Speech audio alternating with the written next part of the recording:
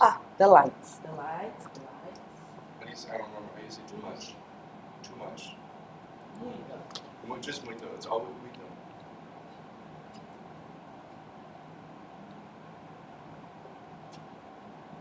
Muito is very and too much. Yeah. Same. Is it good? But yeah, in Spanish you might use muy, but then there's also demasiado. It's a different word.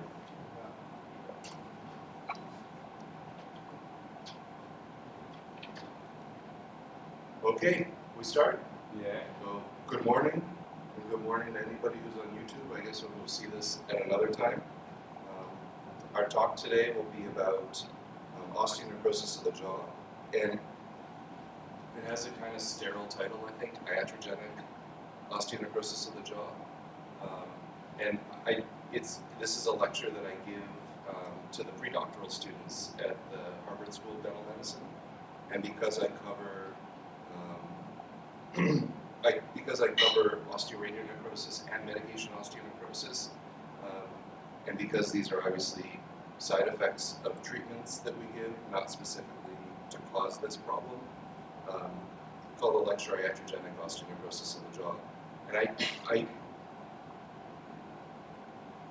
actually be a little bit curious, for the faculty members here, we can talk about afterwards, just the level of maybe sophistication of this lecture, because I recognize that the dental students that I work with, they, if you give them good information, they will absorb it, and they like to learn.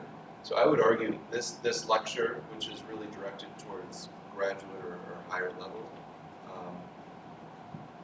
like I said, it's prepared for pre-doctoral students, and that's actually my audience. I don't give this talk specifically for our residents. I give like elements of it at times, but I don't give this specific talk for them as part of the course. And I've included this. Yeah, I've included. Sorry. No, it's okay. And then if it gets totally dark, you can turn on some lights in the back. It's good? Yeah, it's good. It's very good. And there are lots of clinical pictures, so you want to be able to see well. I won't say anything more about this. You know where I work, and you know what the area looks like. So I really like to start any lecture about this condition with this slide. And I don't know how many of you are familiar with this paper. This was the initial report of describing this condition, lingual mandibular sequestration and ulceration, back in 1993. These are patients, and I'm sure some of you have seen in clinic, who just developed spontaneous sequestration of necrotic bone in the posterior lingual myelohyoid ridge. These patients don't have any risk factors. There's no known injury, and they're not exposed to any medications or other exposures that would put them at risk.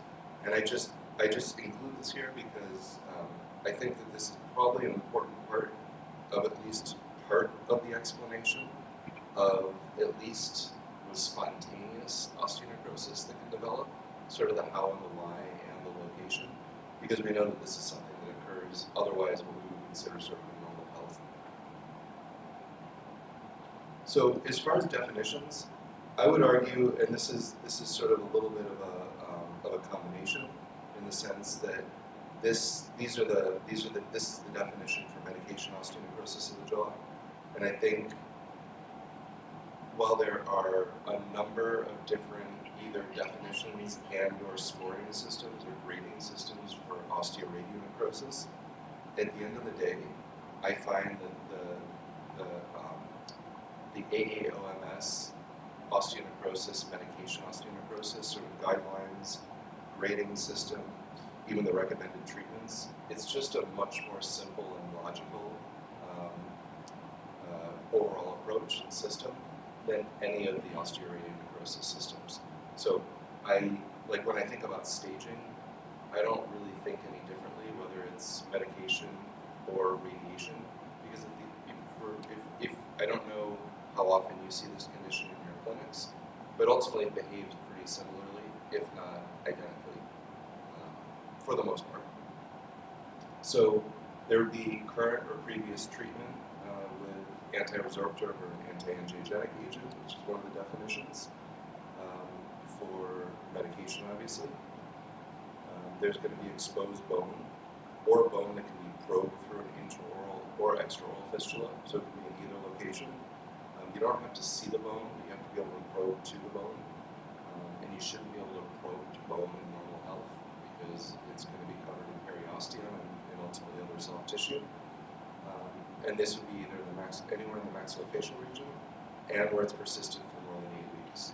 So the 8 weeks is a little bit arbitrary, right? Because something could heal a few weeks after that, and then maybe you said, oh, you know, this patient had osteonecrosis of the jaw, and it resolved. But is that really the case if it's at, you know, instead of 8 weeks, it was at 10 weeks, and it resolved? But I don't think there's a whole lot of confused epidemiology because of that. And then the last one would be that there's no history of radiation therapy to the jaws, or obvious metastatic disease to the jaws, but that would be for medication osteonecrosis. So you can see if I get rid of the no, then essentially 1 and 3 cover the medications and or radiation therapy.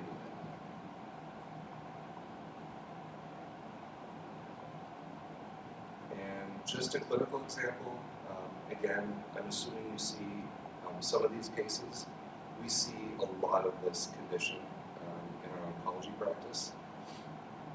And I'll talk a little bit about sort of management approaches, but overall, as an oral medicine group, we take largely, I would say, a medical, fairly conservative approach to managing these patients. We're not in the operating room. We do minimal, what I would consider surgery. When I do a debridement procedure, I think it was a fairly simple procedure. It's really not a complex surgical procedure. But here you can see this is a patient who has, pretty widespread involvement in the maxilla. In the maxilla, there's some purulence. You can see accumulating. There's a large area of involvement in the left posterior mandible. And then you can see some of the radiographic features, which are common. So on the lower left, corresponding to that large area of jaw osteonecrosis, you see the mixed sort of muddled appearing bone. There's areas that are much more radiopaque, but also areas that are radiolucent. There's no obvious sequestrum. It's also very difficult to assess or evaluate from a panoramic radiograph because obviously you're looking in 2 dimensions rather than 3 dimensions. And then on the right side, in addition to just the bone having that sort of more sclerotic or radiopaque appearance, you can see the persistent extraction sockets. And that's also a common feature because, at least in the context of, in particular in the context of medication osteonecrosis, you have the inhibition of osteoclast activity, so just you don't have a normal bone remodeling. And sometimes you can see those persistent sockets for years afterwards.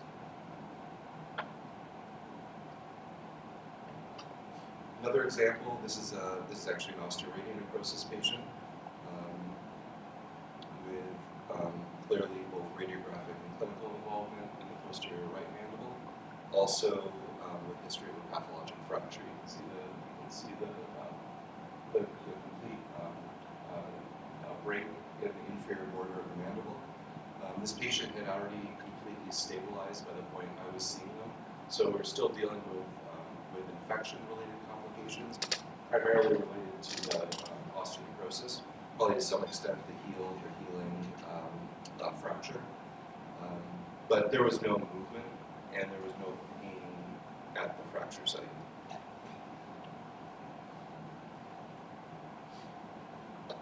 So this is a summary slide that talks about the different potential causes, the exposures, and at least the best of our understanding of the mechanisms. So starting with radiation, and incidence rates. And these incidence rates, to some extent, are best estimates, let's say, because there's pretty drastically wide ranges in the literature.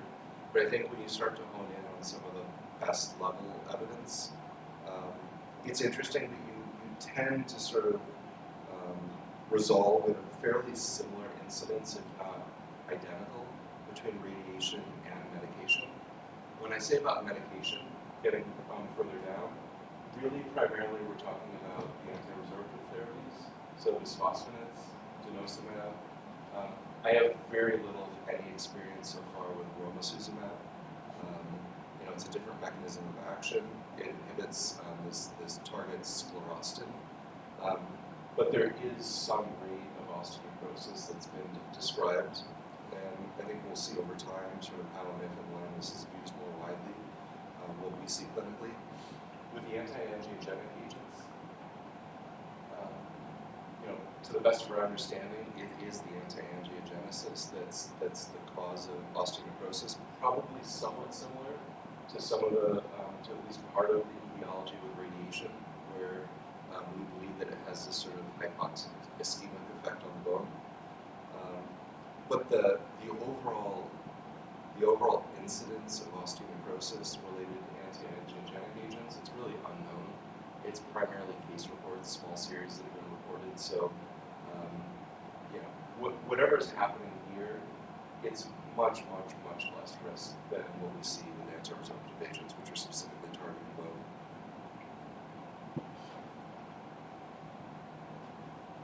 And again, as far as looking at some of the best evidence we have, this is a study.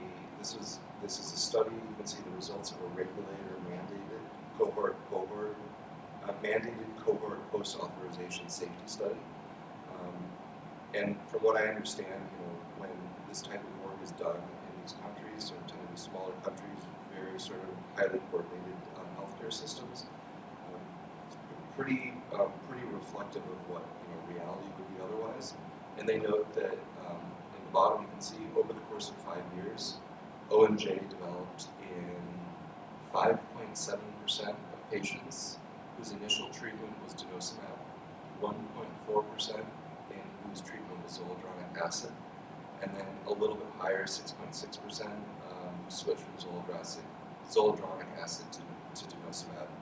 Numbers seem a little bit high, but also interesting to show that there seems to be some sort of increased or cumulative effect by having exposure to both agents. And we have lots of patients who started on one and then on another. Probably somewhat related to just sort of changes in practice and various approvals and studies demonstrating that this agent is actually effective in this situation. So I don't know how much we'll see in the future patients who are actually treated with denosumab and, for example, Zometa, because it's not usually an intentional combined therapy. It's just that you started on one and for some reason you stop it or switch to the other. So with radiation therapy for head and neck cancer, we talked a little bit about this last week. Most patients now today will receive what's called intensity modulated radiation therapy. Ideally, some areas that don't require the full dose of radiation can be spared. But at the end of the day, you're still having, depending on where the tumor is located, there's going to be extensive exposure. Most patients will also have concomitant chemotherapy administered, which radiosensitizes tumor, maybe radiosensitizes bone a little bit too. And it may be a primary therapy or adjuvant therapy. And obviously there's many toxicities related to radiation therapy in the head and neck area, not just related to osteoporosis. Not surprisingly, when you look at risk factors for osteoradionecrosis, location is really important, because wherever your target of radiation is, if it's in the mandible, then that area is going to get exposed much more and be at higher risk. Anything like stage and dose is all going to be related to the location and extent of cancer. And then there have been a number of other factors identified, even oral hygiene, use of tobacco, which probably relates to healing capacity, and then specifically extraction of teeth. But interestingly, extraction of teeth is known to be a risk factor, not just after exposure, but even before, especially if you're extracting teeth just before exposing the bone to radiation. So we still don't really know what the best approach is when a patient potentially needs multiple teeth extracted, and the radiation is going to be starting in a very short amount of time. Where you're not going to have enough time for normal bone healing. Another, I would say, one of our better evidence bases now, because this came from the LORAD study, so as I talked about last week, was multi-center observational study. And our 2-year incidence of what's exposed bone was up to 6.1%. But exposed bone was what the outcome that was being measured. It wasn't being confirmed as osteoarthritis necrosis per se, because it was just an examination at one point in time. Without going into too much detail, we did a lot of secondary analysis to really try and determine, like, was this just, somebody had a tooth extracted, there's some exposed bone and the area healed, or was this really long-standing exposed bone? And when we did that, it got down to 3.1%, which again tracks pretty similarly to the numbers that I shared with you previously. So anti-resorptive therapies, I think you guys know about these. They are, in general, a very good thing. Right? I mean, they help protect postmenopausal women having bone fractures when they're osteoporotic. They prevent skeletal-related events, pathologic fractures, other complications in cancer patients with metastatic disease to bone. And they can improve quality of life. They can actually improve and increase overall patient survival. And they work in a very specific way. So they inhibit osteoclasts. We know osteoclasts are important for breaking down bone. They probably have some other mechanisms, including anti-angiogenic, maybe some anti-cancer effects, and there have been a number of sort of immune activation pathways demonstrated in association. Bisphosphonates and denosumab have different mechanisms of action, especially either directly or indirectly on these cells, but ultimately we see essentially the identical clinical situation when osteonecrosis develops.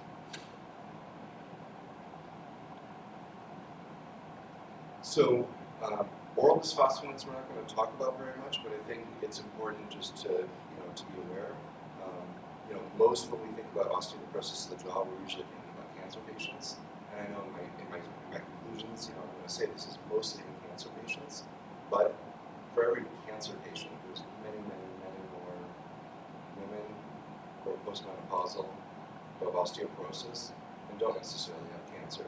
It's just a much more common condition. So we see the condition develop in these patients, even though the incidence rate, as we saw on the other slide, appears to be much like orders of magnitude lower, almost to the extent that it almost doesn't exist, except that we know it happens. And again, these are great medications, so the takeaway from this talk should not be like, these are dangerous medications, or you really have to balance, like, is this a smart thing to take or not? But there are unexpected complications, not just in the jaw, but even, you've probably read about these patients can have unexpected fractures of bone because of the density and brittleness of the bone.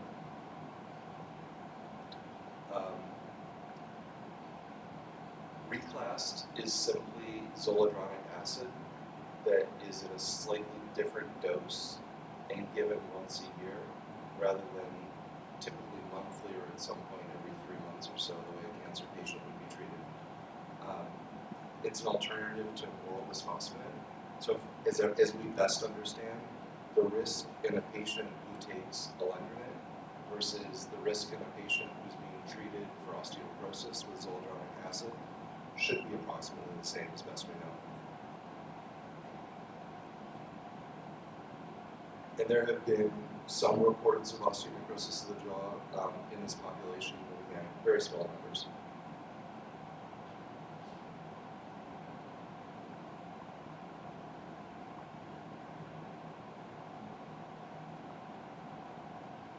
Sorry, I was off this slide. I'm on the same slide.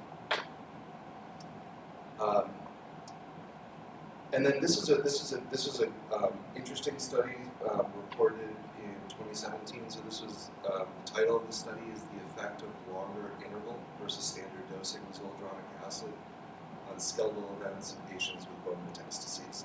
So the question is, can we sort of let up on the intensity of treatment and still get the same protective effects?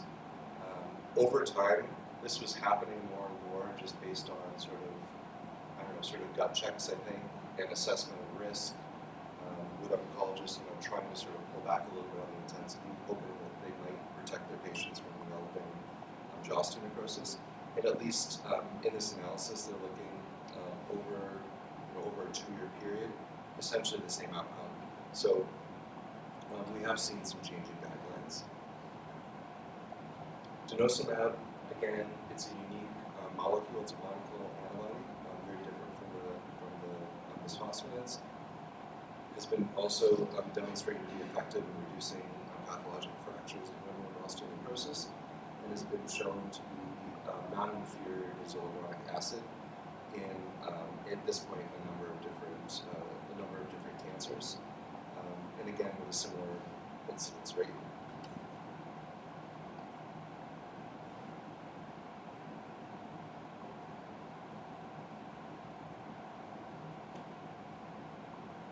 Here's the difference. I always like a little bit of history, and I find the history of this condition to be really interesting. I know for all of us in practice.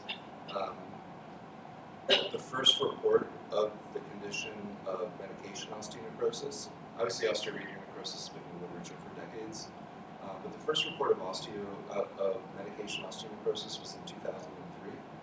I graduated dental school in 2000. I finished my oral medicine training in 2004, 2005.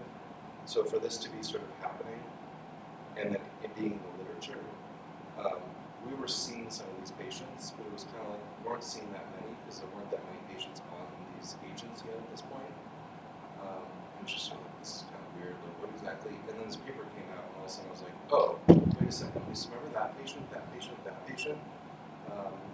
And then pretty quickly, in I don't know what year we'll see, pretty soon all of a sudden we have 40, 50, 60, 70, 80 patients, and just getting experience, in the clinic and becoming sort of local experts because there really wasn't any other way to learn about it. The first large case series was a year later. It was 63 patients from Ruggiero. And all of this was happening 5 or 10 years after the actual approval of these agents, because the early studies didn't follow the patients that even that carefully or for that long, looking for specific outcomes like this. And obviously since then there's been all sorts of warnings. There was a period of time not too long after this sort of became established where there was just like lawsuits, left and right. It was really annoying because you treat a patient and then you'd start getting paperwork from like their lawyers, we're submitting for this and this and this, and it was a real headache. And I also just wasn't a big fan of getting involved in anything that had to do with a patient's legal complaints about this condition. So what do we know about medication osteonecrosis risk factors? Some of them are not that different from those risk factors we saw for osteoradionecrosis, but obviously the medication, the dose, the duration, these seem to be the most important. There's no dose response per se where you can say, oh, you have this much cumulative, now your risk has gone into this. But broadly speaking, dose and duration. To say metastatic bone disease, I include these because these have all been reported, but it's probably more the involvement in the overall intensity and the fact that these are patients who are getting treated more intensively, that are going to be at risk. Other concomitant treatments make sense, right? So if you're receiving chemotherapy also, it's just sort of another hit against the system. Same thing with steroids. We know steroids can interfere with bone metabolism. Immunosuppressive agents, especially if there's some sort of infectious, not necessarily etiology, but infectious component, may be driving part of the condition. And then there's no question that we don't really know how or what to be looking at right now, but that pharmacogenomics must play some role. So if we all get treated the same way, we all have a tooth extracted, is it completely random that 2 of us develop it, but nobody else does? Or is there something about how your bone is metabolized a little bit different than mine that maybe didn't make it so that you were absolutely going to develop the condition, but it meant that you were 5 times more likely or something? Localized risk factors, any sort of invasive procedure to bone, where bone is injured and then requires some sort of repair, will be a risk factor. But we know that about 40% of the cases are spontaneous, so it's not from a dental extraction, maybe from some trauma. So some of the cases associated with dentures, probably just the pressure against the tissue. Exostoses, maybe because they're a little bit more susceptible to a little bit of injury. The bone is just like a denser bone already to begin with, so maybe it's just a little bit more susceptible. Odontogenic infection for sure, whether it's a periodontal infection, or I've probably seen more in the context of long-standing chronic periodontal disease, where you can actually see the osteonecrosis, and I have 1 or 2 cases developing sort of right within the context of the periodontal inflammation. Oral microflora definitely play a role. I don't think that they cause the condition. We don't know. I mean, at the end of the day, we don't know. But there's no question that the microflora plays some role in the overall disease process, and in particular in the secondary infection component. And trauma can certainly lead to bone injury.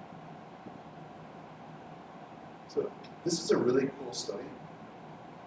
They looked at systemic comorbidities being associated with medication-related osteonecrosis of the jaw. So in a pretty simple and I think pretty convincing way, and I'll just highlight what I've highlighted here. They say, so what did they do? So they did a case control study. They looked at hospital records to identify they had 68 cases of medication osteonecrosis.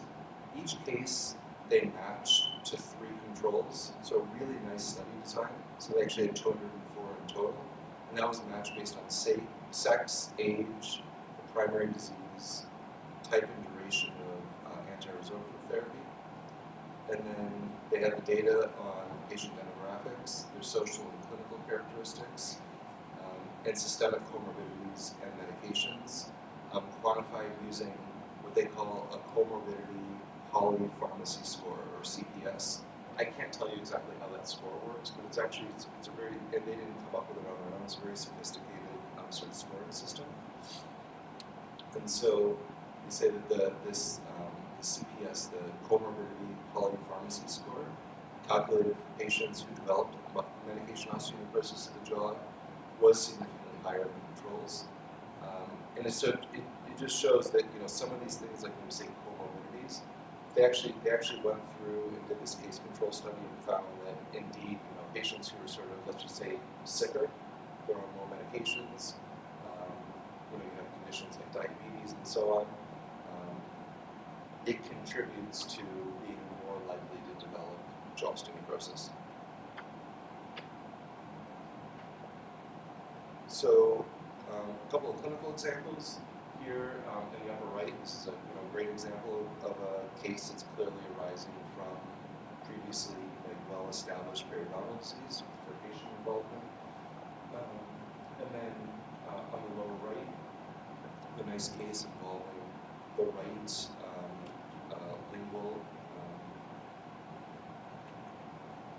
lingual joris. There's a small area of exposed bone all the way on the posterior aspect, and there's a lot of secondary infection. So you can see it looks quite enlarged. I do have some cases, and this one over time, sometimes you do actually see expansion and enlargement of the bone because of all the osteoblast activity, and lack of osteoblast activity. And I have, it's either this patient or another patient, I've had one case where there was so much growth that eventually the tori did come into contact and then caused a localized area of necrosis just because of the contacting pressure of the bone. But again, most of these patients we only follow for a certain period of time because they have metastatic bone disease and their other disease progresses. This is actually a patient who received radiation therapy, and there was exposed bone it's not calculus, there's actually areas of exposed bone, necrotic bone around these remaining teeth. They were very periodontal involved. Extracted the teeth. You can see the area of necrotic bone that I extracted, that I removed as well. And with the teeth out, the area completely healed.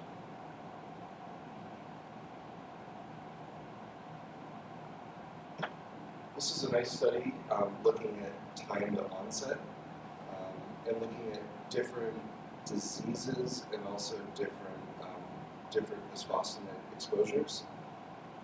But really, without going into all the different sort of sub-analyses, you can see that there's a fairly consistent trajectory.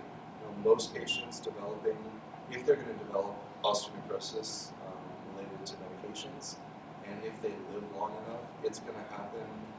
Half of cases are going to develop within, it looks like, about 2 to 4 years.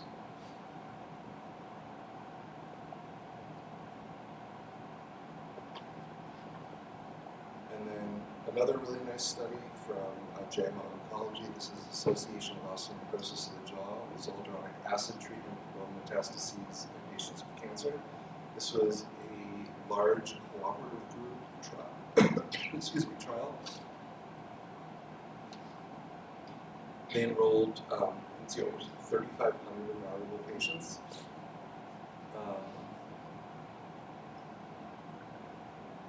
Well, let's see, 1,120 had breast cancer, 580 had myeloma, 700 had prostate cancer, 666 lung cancer, 423 other.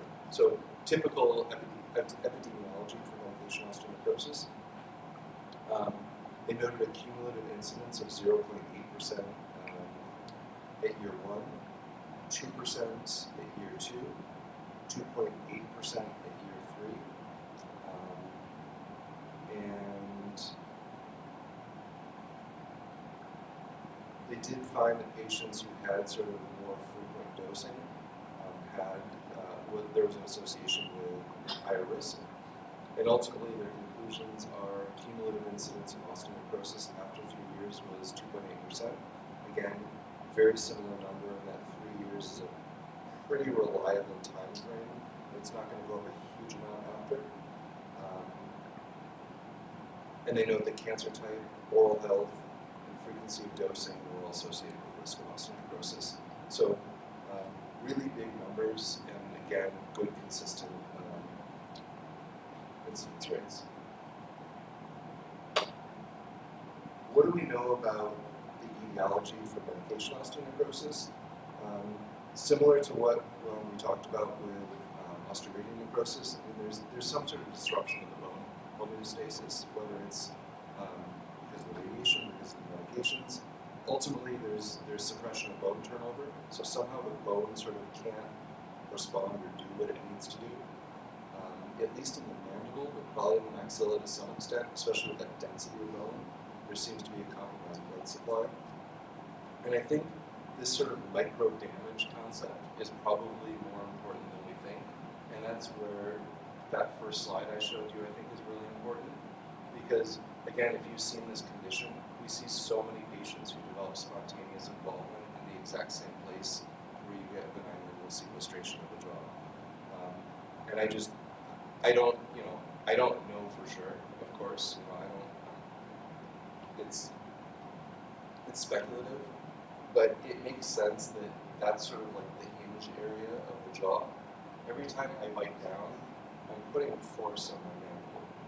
I don't feel it, but our bone is not rigid.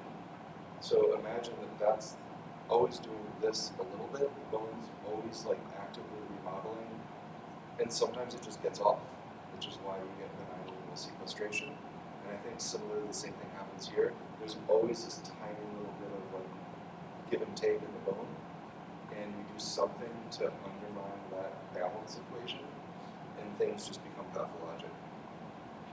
And there's a lot of different theories, there's different theories out there, sort of, is it an inside out versus an outside in?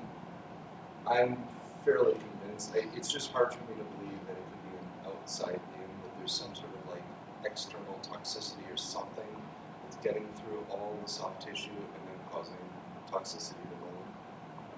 It just seems incredibly I won't go through this in detail. I'm not a bone biologist by any means, or an orthodontic, or orthodontist, or orthopedist. But bone pathophysiology is very complicated, and there's a lot of different forces, a lot of different signaling pathways in bone. And again, if you think about what radiation might do, what happens if you disrupt the balance between the different cells that are involved, you don't have this sort of like perfect dance going on, all sorts of problems can develop.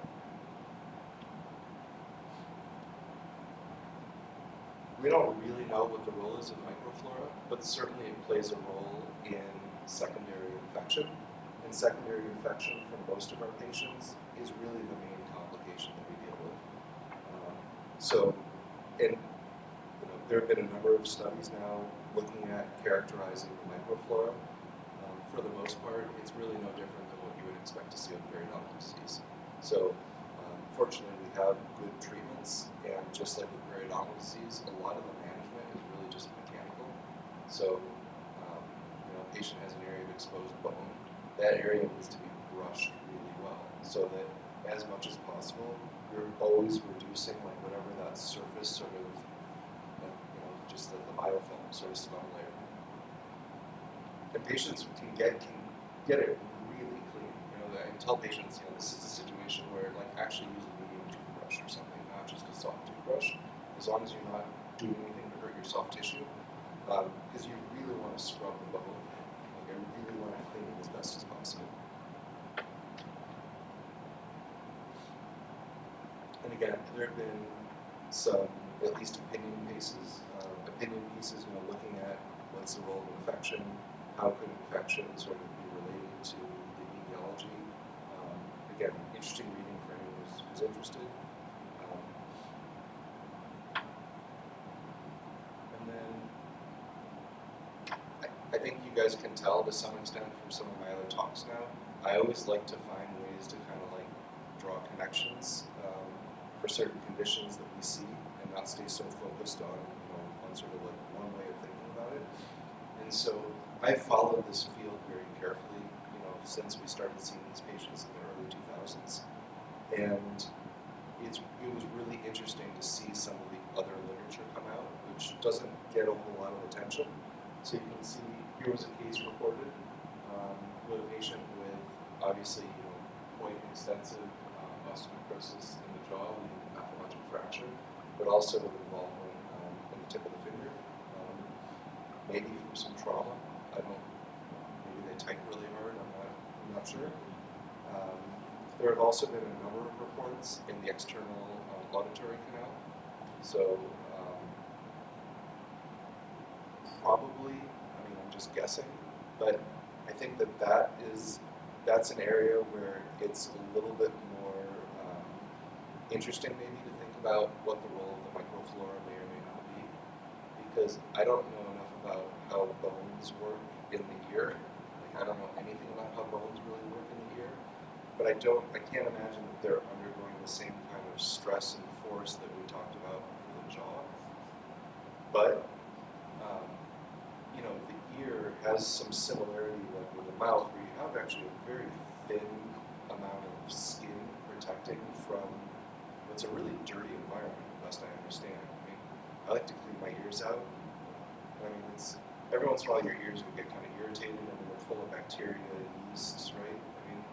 So not so different from this relationship to the soft tissue in the mouth. And then also this report of a patient developing some spontaneous involvement in the sternum area. Okay, not a lot out there, and the most that's out there other than the mouth is the external auditory canal. And it's not that much. This was a series that we reported a number of years ago, and I like to include it for a couple of reasons, because it kind of ties back to yesterday's lecture.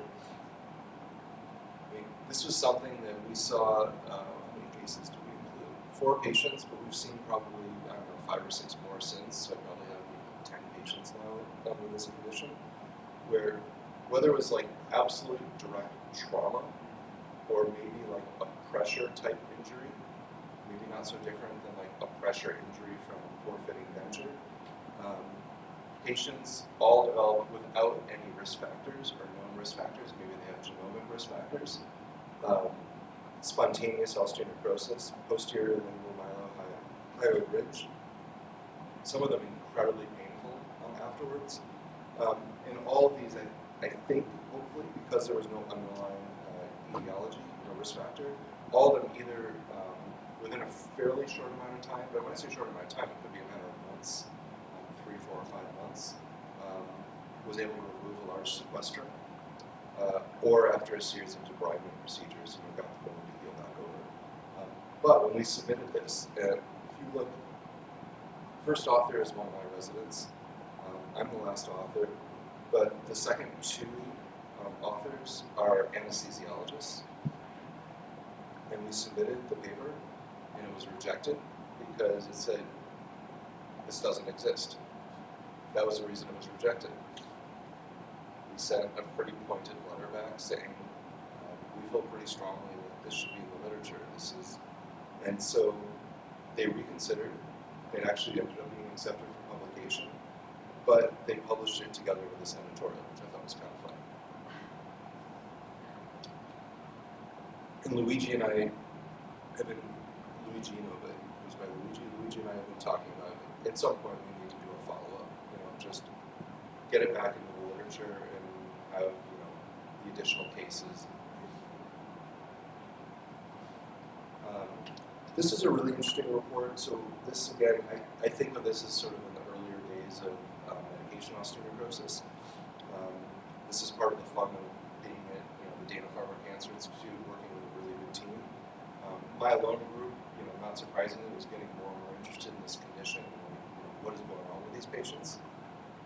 And so we, together with our with the oncologists, including radiologists and so on, we had a protocol where we recruited, I forget if it was 10 or 12, but not a huge number of patients, patients that were well-established multiple myeloma patients, well-established jaw osteonecrosis that we've already been following for some period of time. And you can see we did, we got plain film radiographs, we did CT, MRI, and then F18 and FDG PET scans. And F18 is looking at bone metabolism specifically, whereas the FDG PET is it's much more just like inflammation. It could be inflammation, it could be neoplasm. And I think, well, it's obvious that this is not like a completely non-dynamic, static condition. This paper really demonstrated there's actually a lot happening in these areas. So whether it's that there's a lot of inflammation, which maybe is not that surprising, but the fact there's actually a lot of bone activity corresponds very nicely to what we see radiographically as well. So interesting descriptive paper.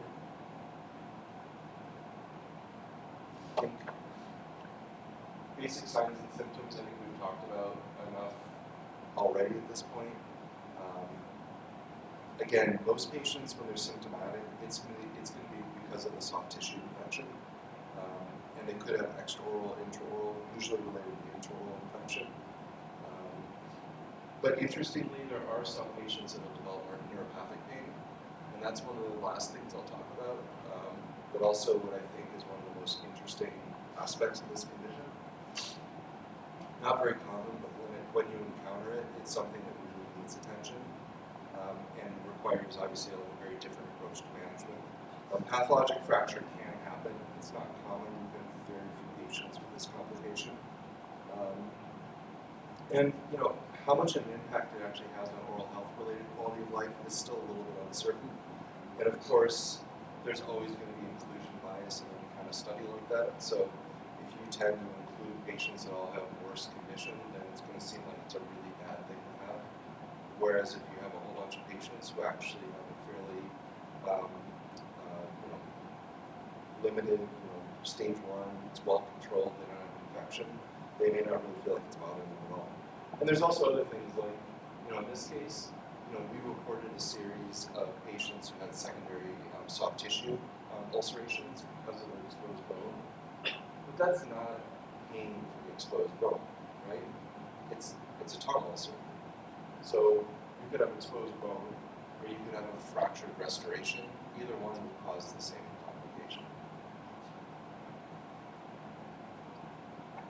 I'm not going to go through this in any detail. I hope you all know this paper well, you know this table well, you should. Patients can be considered at risk. Stage 0 is kind of, we're not entirely sure. I have a number of patients that I would consider stage 0. But you can't actually detect exposed bone in stage 0.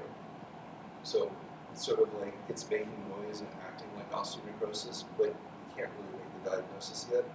Stage 1, 2, and 3 is largely based on the complications related to the bone being exposed.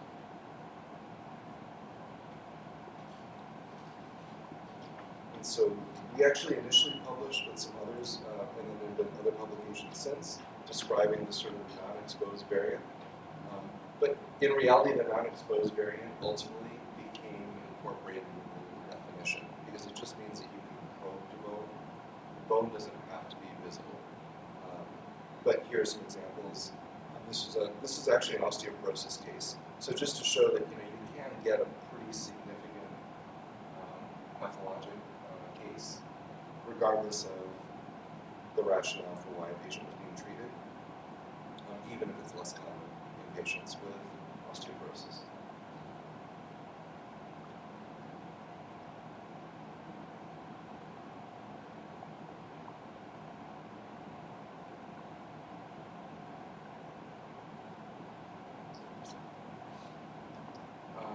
So example of stage 1. I mean, I'm telling you it's stage 1, but there's no infection. You can see the soft tissue is surrounding looks very healthy.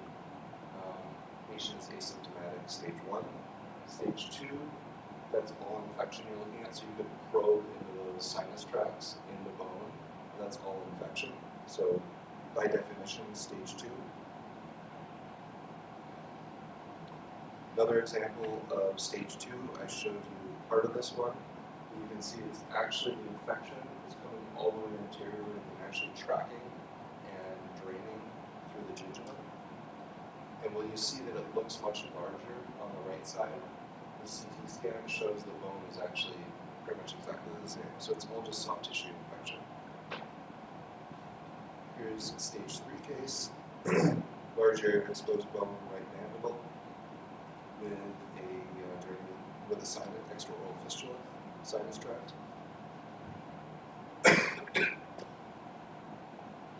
A little bit on pathologic fractures.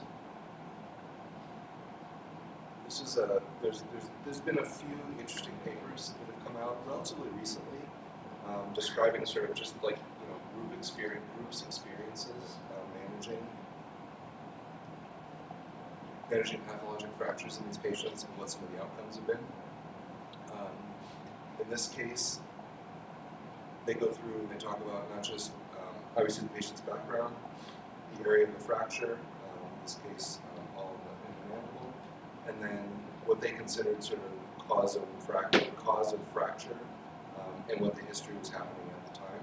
So this is a really nice, just clinical description of sort of the course, follow-up management. But what's really I find interesting is a couple of reports I came across recently.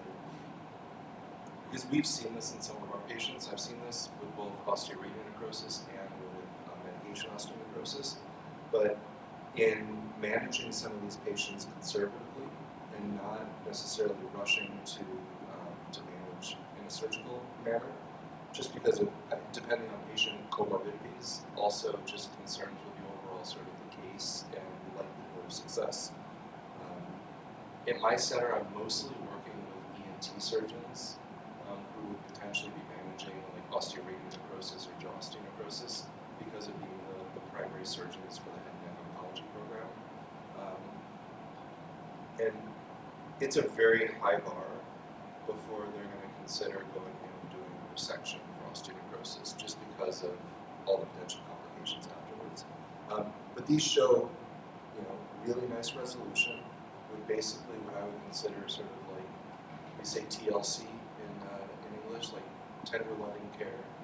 So, debriding, rushing, managing infection as much as possible, managing symptoms, and then giving with time, seeing that you actually get resolution. Maybe someone had an external fistula, the fistula closes, stops draining. I think I've had this message a few times over the last week. Sometimes you just have to be patient, and things actually resolve, heal, or at least improve from where they are. This is a table from the updated version of the AAOMS paper. So it just talks about various preventive strategies. I'm sure you're all familiar with this paper, or should be, with the most updated version. There's been a question, can osteonecrosis in the jaw be prevented by dental screening? This has been looked at in osteoarthritis necrosis as well as medication osteonecrosis. All these studies have potential flaws. They all have potential biases. If you look at this first study from 2009, which has been heavily referenced, if you look at where their starting point and then where they went down to, it almost seems absurd. I don't believe anywhere there's a true ONJ rate of over 25%. It just doesn't seem possible. So to go from 25% to 6.7%, and in another study doing a similar sort of standard, let's say screening protocol that we would do in most dental screening situations, they had a 3.2 to 1.3. So you can see the numbers are completely different, despite the fact that both demonstrated that there seemed to be benefit in doing dental screening. This is not a standard approach that I've taken, but at times, if we have a patient who has osteonecrosis already established somewhere, then has a fractured tooth needing extraction, we think about alternatives if possible. So fortunately, this was a patient where they had the means to have the root canal therapy done for a fractured tooth, and then just had a gold coping placed. I wouldn't recommend this as an upfront treatment, especially in the maxilla. It's just, from my standpoint, it seems like you're doing too much in response to concern for a risk that's relatively very small, especially when you think about the maxilla. And for many patients, it's just cost is a huge factor.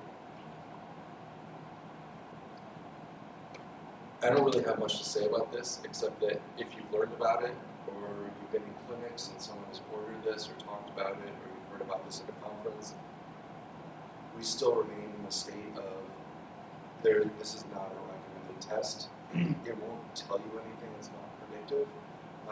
It's not that these tests don't mean anything in the context of looking at overall bone turnover throughout the body, but not specifically to the jaw. There have also been a number of reports written. They talk about the potential rationale for drug holiday within the AOMS position paper.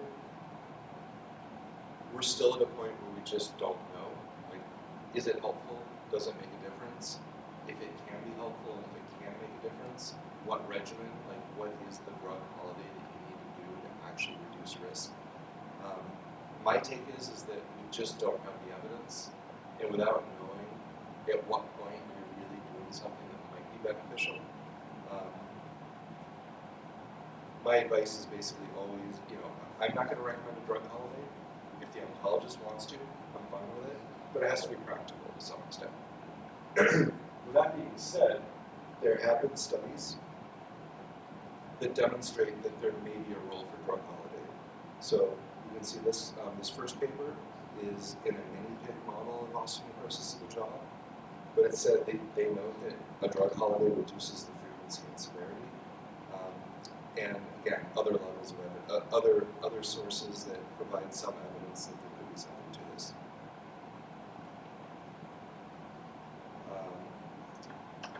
Just again highlighting another good reference for those of you who are or are not familiar, this came out just a few years ago.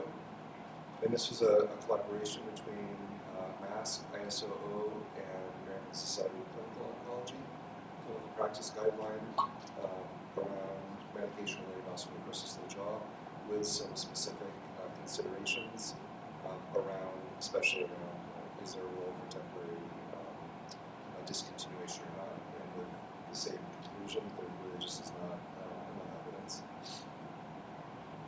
Again, this is from the AOMS paper, sort of walking through sort of treatment algorithms based on the stage. I think it's a pretty good. It's a pretty good, pretty simple flow chart. The how distinct stage 1 to stage 2 to stage 3 is in every clinical situation is not always as clear cut as demonstrated here. But overall, I like the approach. And even as this coming from the AOMS, it's not a really surgery-heavy manuscript. And any time that surgery is being discussed or potentially recommended, it's always very much tempered. So it's a really important reference, but also very well written. What do we know about conservative therapy? With conservative therapy, there's actually pretty good outcomes. And I'm not going to go through all these. The Lerman et al. Was the experience from our center. But in most of these reports, and again, you can argue there's bias in every report, just like with us, we're not surgeons, we managed our patients differently. But we also didn't exclude patients because they didn't do well. You actually get really pretty good outcomes. Just when I say conservative, it's you're not doing any sort of block resection, reconstruction type surgery.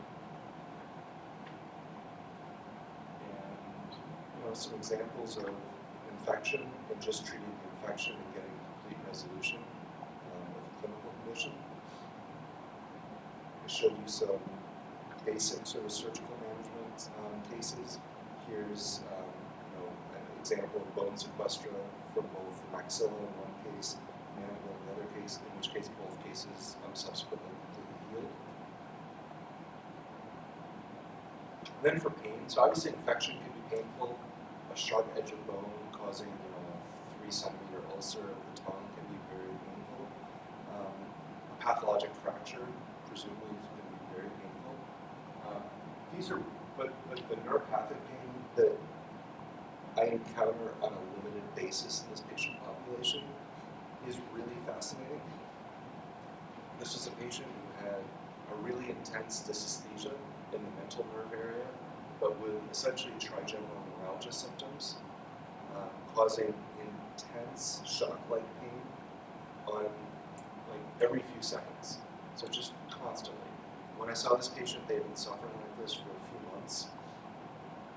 The patient was even admitting, I can't live like this. I was in the clinic with this patient, and you're talking to her, and every few seconds she's going, this, because it's just electric shocks going over her face. So, treated with antibiotics initially just to make sure there's no infection, potentially causing inflammation of the nerve. No change after a week. And you can see the bone is very dense on this side. You can see there's an extraction site. This extraction site right near the mental foramen. And knowing what we know about this condition, the best explanation is simply that you have excess bone being deposited, and eventually the bone being deposited will cause some constriction of the aperture of the canal. And we know that, think about causes of trigeminal neuralgia. A blood vessel that's next to the nerve, not even barely touching, and that can cause neuralgia. So you put a little bit of bone impingement on the nerve, and this is what I think is going on. So treated this patient with oxcarbazepine, Neurontin, ended up on 3 medications with very good control. Within 6 months or so, she died from her underlying disease. But incredible case. I learned a lot from that patient. And And then interesting, this has been shown in the literature as well on the same situation and condition by colleagues in Israel fairly early on, back in 2012. And I think really interestingly, this paper came out, let's see the year, 2018, actually demonstrated this concept, that there is narrowing of the canal because of excess bone deposition. So another interesting case I had, this is a patient with, had to have a tooth extracted. It's a patient with metastatic breast cancer. Had a tooth extracted, non-healing, but also with neuralgia pain. And neuralgia pain only when eating or drinking. So at rest, she was fine. Like she had no complaints. Life wasn't easy for her. But this at rest was not painful. But if she drank water, some water would get in the mouth. You would clearly get into a path that was open, exposed down to the nerve, and she just had an electric shock pain. So once I understood the situation, and again, I can't fix this per se. It was clear like this was more of like a plumbing problem. So if I could just block food and drink from getting into this area, she'd probably be fine. So I took impressions, I called the lab, I explained what I was trying to accomplish, and they created this appliance, and it worked like magic. With time, the next molar eventually succumbed to the bone, becoming the product. I had to extract that tooth. Also had to make little adjustments at time because again the bone is dynamic, so sometimes it would stop fitting perfectly. I do a little reduction or do some modification of the bone and it would fit again. Again, she succumbed from underlying disease, but a really, I think, innovative and really interesting, really nicely successful intervention. So, covers a lot of ground, as always, in these talks, but you've got a lot of good references again, so a lot of good reading. Jaw osteonecrosis, again, occurs primarily in cancer patients, but we did talk about patients with osteoporosis. There are other patients who may get exposed to bisphosphonates for other medical indications who may also be at risk, but again, you're talking about really small numbers. The pathobiology is multifactorial, especially even depending on the exposure, but other factors other than just the exposure itself. Talked about some principles of prevention, at least as best as we understand. Risk assessment, how we make a diagnosis, how we stage, and at least generally how we approach management. And again, I don't want to come across as being overly biased from the oral medicine standpoint, but I really do feel strongly, and I think most oral surgeons actually agree with this approach. Like most oral surgeons don't want to do major surgeries on these patients. But the conservative management is generally going to be effective, but there definitely is a role for surgery when indicated. So I think we'll stop there. If you guys have questions, I'm happy to answer questions. I'm also curious just to know, in your typical practice, how frequently, how often you're seeing this.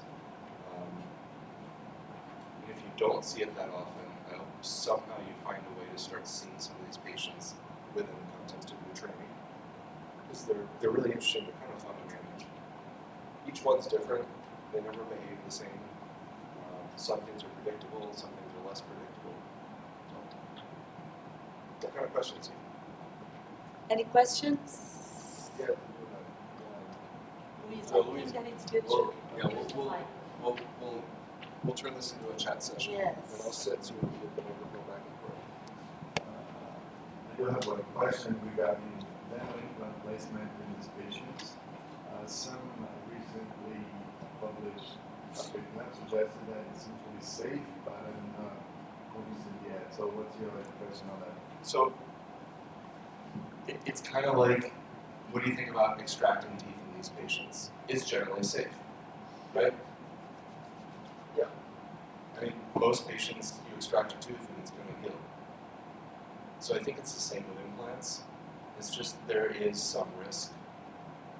But I agree. I mean, for the most part, again, they're retrospective analyses, right? they're going to be biased to some extent.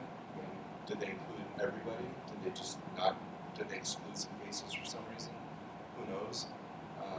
But if you look at the literature, both medication and radiation, most cases seem to do okay. I still don't recommend it because I don't want to be the one that said, "Oh yeah, go ahead and do this," because there's always an alternative to implants.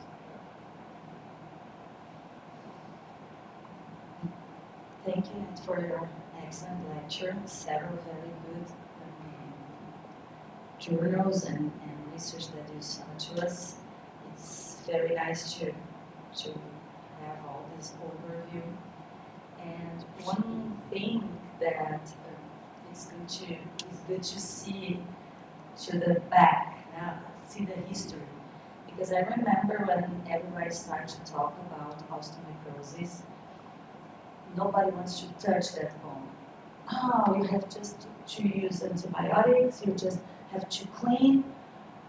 After everybody figured out that if you have a dead bone, you have to remove.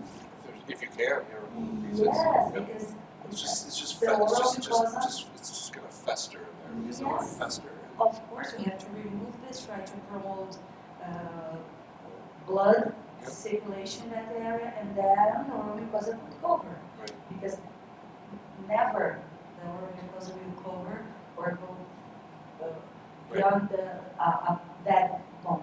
So after some years, nowadays I think that we have a better approach, depending, of course, based on the case scenario that you have.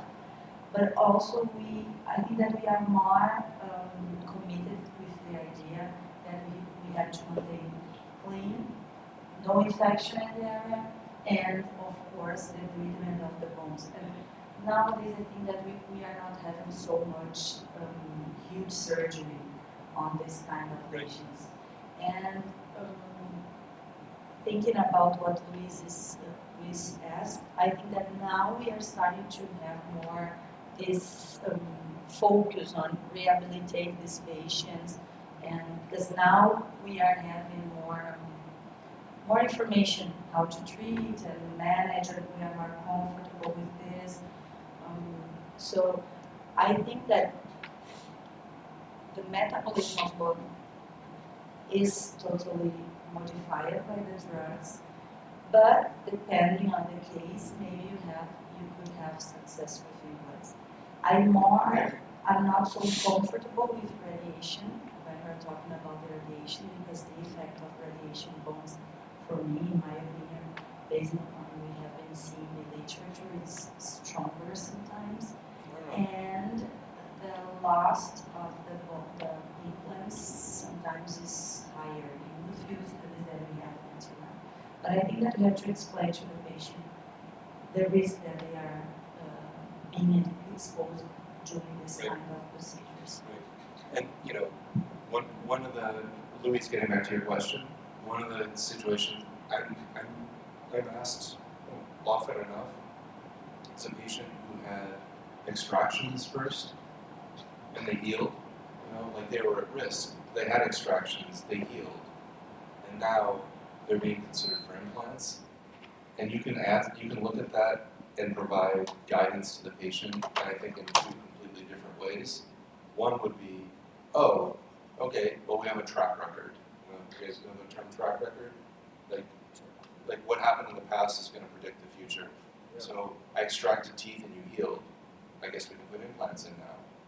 Or you look at it the other way, and it's like, okay, well, you went 100 miles an hour without your seatbelt in driving rain, and you got from point A to point B safely. I agree. You got there safely. Yeah. If you want to do it again, you may not get there safely. I don't know which It's one a is the right risk. answer.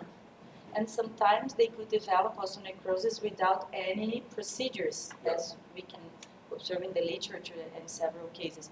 But I think that the relationship with the patient have to be very, very close, and the explanation and the care, because we modify a little bit of the care during the procedure, after the procedure.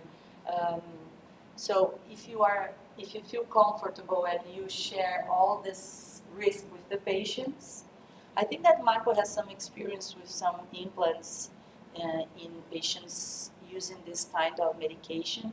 Could you tell a little bit more about your experience? I have too much experience with PCBs. Usually, do you have the same success of the rate of success? No. Same. You see, but in the clinic, in the hospital, do you see osteonecrosis? Yeah.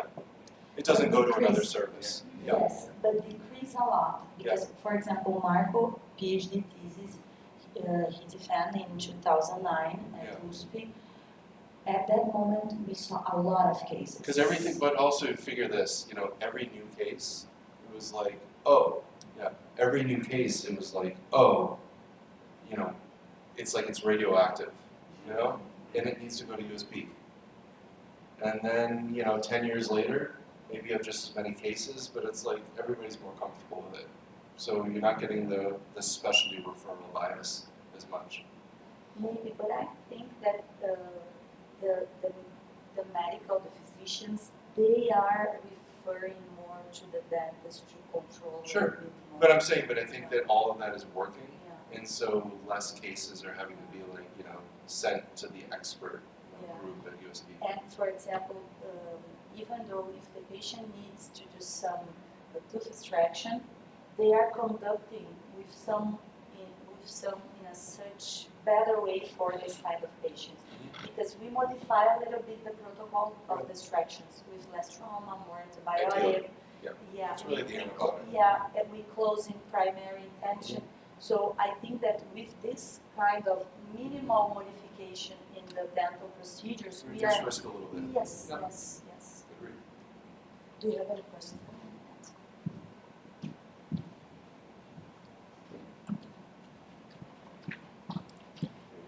Hi, thanks. My name is Nathaniel. Thanks for the nice selection. Thanks, Professor Mandala, for this opportunity. My question is regarding information that the patient received when starting this medication. Because as I've been seeing, and not here in Hospital de Clínicas, but in other hospitals, is that sometimes patients don't have any clue about this medication. And sometimes even what they tell us is that they start some vitamins Right. for the bones. Yeah. Calcium. Yeah. I'm taking some calcium. Exactly. So I would like to know if in your hospitals or in US, do you have any protocol? I should have showed. I should have showed this. So we have. It's a little bit less formal than other programs we've had in the past, like for transplant, for radiation, pre-radiation therapy. But we have guidelines. So we have information for the dentist, and then guidelines on doing like a dental screening, sort of clearance before starting anti-resorptive therapy. And all of the programs within the cancer center, know that and can utilize it. So it's basically a resource that's available, on the website. And then so a patient who's going to be starting, they can coordinate. Oh, go see your dentist. Here's what they should read. Here's what they can do. We get a few questions here and there, but for the most part, most of it. I mean, it's like any situation. We have some patients who just are getting referred to our clinic in the hospital for the same kind of evaluation. But usually it's like we have an international patient from another part of the world who's here for some extended period for their cancer therapy, and now they don't have a dentist otherwise locally. But yeah, but I don't think there's anything on a national basis. So we do that for our center. But I'm not for sure. a center, it's already good. Yeah. Usually we don't have it. Yeah, and I can. I mean, if you go on your phone and Google DFCI osteonecrosis, my guess is it'll take you right to that page. That here in Brazil, some societies like SOBEP and other ones, they have some information also. And I remember in 2003, 2004, when Yeah. things start. I remember Professor Cesar, he was here in Brazil, and I remember that we are talking, Marco works very close to Professor Cesar in São Paulo, and at the time we lived there, and I remember when Cesar told to us, guys, look this condition, as you mentioned, we have been seeing this kind of bone exposition and this kind. Yes, and then everything, wow, and appears. And I remember the Novartis company sending a report, Very defensive. They're very defensive and But that's what led, concerning and then that's what about. led to all these lawsuits. As I said, that's when like there was a 3 to 4 year period where I was getting these like legal documents, and it was it was insane because what they were asking you to try and provide was like hours and hours of work. And I remember that at that time we look we are following very hard literature, and I remember that in US they have several lawyers company to defend the people that are having osteonecrosis caused by this medication. So can you imagine the companies, because the industry and the drugs are very important for these patients. As you mentioned, it's a revolution. We have a revolutionary drugs. These patients live much better, and was pretty good for the patient. I'm not a. I think there's a role for the legal system in certain situations, but it felt to me like, and I don't want to say that somebody with cancer shouldn't have the opportunity to complain about anything, because it's not an easy life, to have metastatic cancer and likely die from that disease. But I think that for patients who kind of got pulled into these lawsuits, it was a little bit of a bias of, who's the person who's going to tend to go down that path.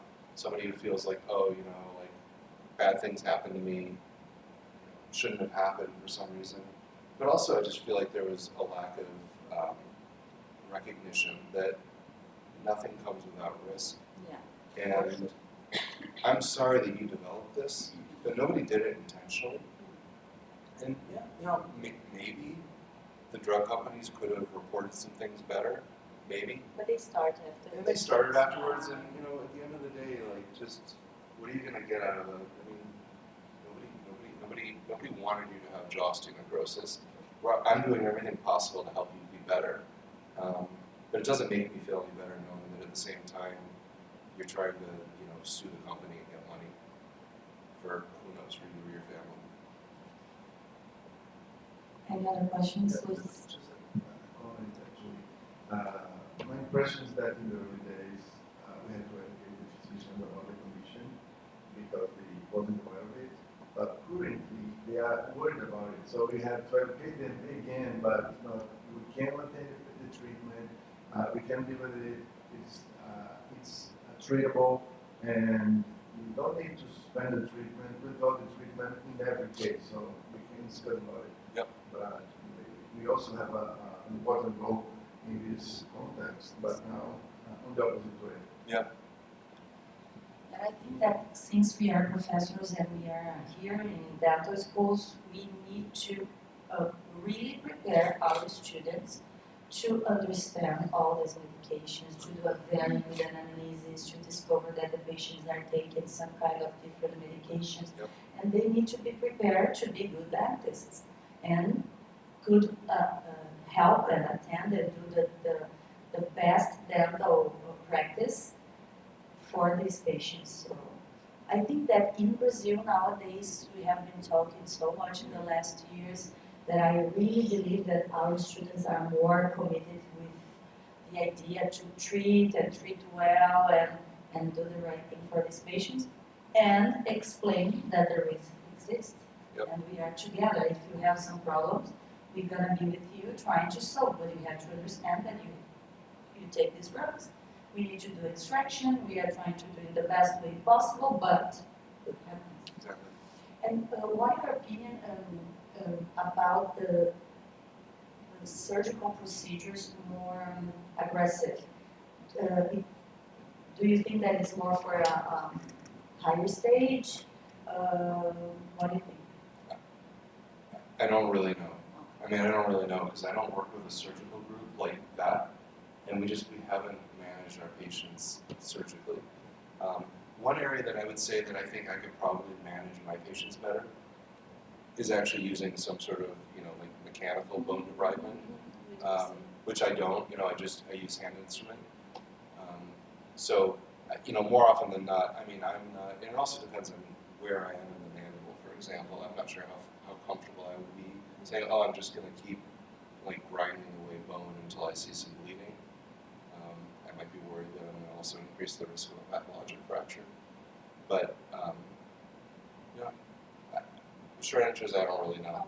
I think patients that are just somehow completely refractory to whatever I'm trying to do to intervene. But I guess that's why it's such a bias, because I just don't end up in that situation and not on any regular basis.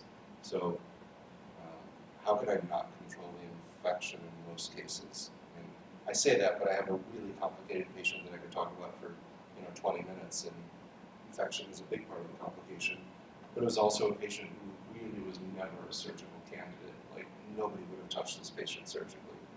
It's just involvement in the ascending ramus, entire body of the mandible, and her bone on imaging is like as white as a ghost. And it's just, what are you going to do? Any other question? Please, Marco. So, Enjoy some time. thank you very much Thank again. you. Today is a busy day. Everybody is invited for the other talks. We Right. have during the lunchtime we have a talk at the hospital in presence. If you want to go, guys, I think that will be amazing. At 5 p.m. here we have another lecture, but at 5 p.m. we're gonna also have in YouTube. But everybody is invited. Great. Thank you. Thanks for being good at this. So what do you think for pre-doctoral students? Like, pretty sophisticated. Yeah. Huh?